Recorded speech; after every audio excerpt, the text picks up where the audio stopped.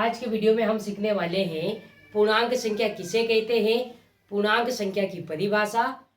सबसे पहले हम लेते हैं पूर्णांक संख्या की परिभाषा। अब देखो पूर्णांक संख्या है ना, इसको इंग्लिश में बोलते हैं इंटीजर नंबर। अब देखो पूर्णांक संख्या क्या होती है, धनात्मक संख्याएं, ऋणात्मक संख्याएं और शून्य से मिलकर बनी संख्याएं पूर्णांक संख्या कहलाती है।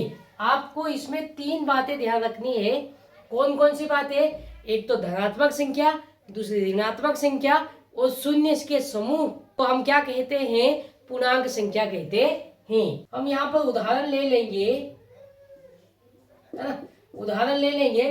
तो उदाहरण से देखो, माइनस अनंत से डॉट डॉट डॉट -3, -2, -1, 0, फिर यहाँ प्लस वाली संख्या चलेगी, +1, 2, 3, 4 dot dot dot dot dot कहाँ तक, प्लस अनंत तक।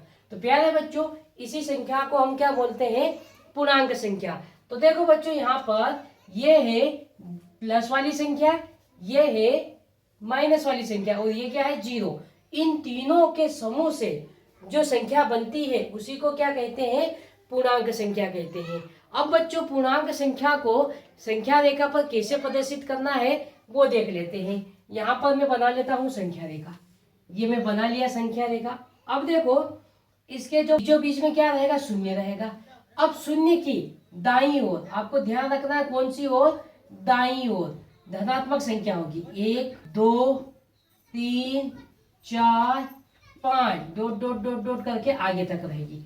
और शून्य की बाईं ओर, शून्य की बाईं ओर कौन सी संख्या आएगी, ऋणात्मक संख्या, -1, -2, -3, -4 और -5 डॉट डॉट डॉट करके ये भी आगे तक रहेगी। तो इसी को हम बोलते हैं संख्या रेखा। अब देखो यहाँ पर और जो संख्या है उन संख्याओं को हम क्या कहते हैं, तो धनात्मक संख्या, धनात्मक संख्याएं, है ना। कभी कभी क्वेश्चन ये भी पूछ लेता है कि संख्या रेखा में शून्य के दाईं ओर कौन सी संख्या होती है, तो दाईं ओर धनात्मक संख्या होती है ना। फिर शून्य के बाईं ओर, तो शून्य के बाईं ओर कौन सी संख्या होती है, तो शून्य के बाईं ओर ऋणात्मक संख्या होती है। ये भी आपको ध्यान रखना है, ऋणात्मक संख्या है।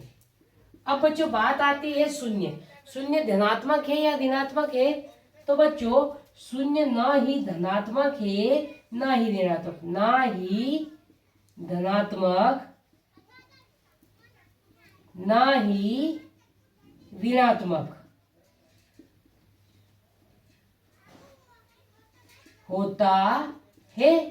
आपको ध्यान रखना है, शून्य ना ही ऋणात्मक होता है और ना ही धनात्मक होता है। प्यारे बच्चों, हमने क्या क्या समझा एक बार फिर से देख लो।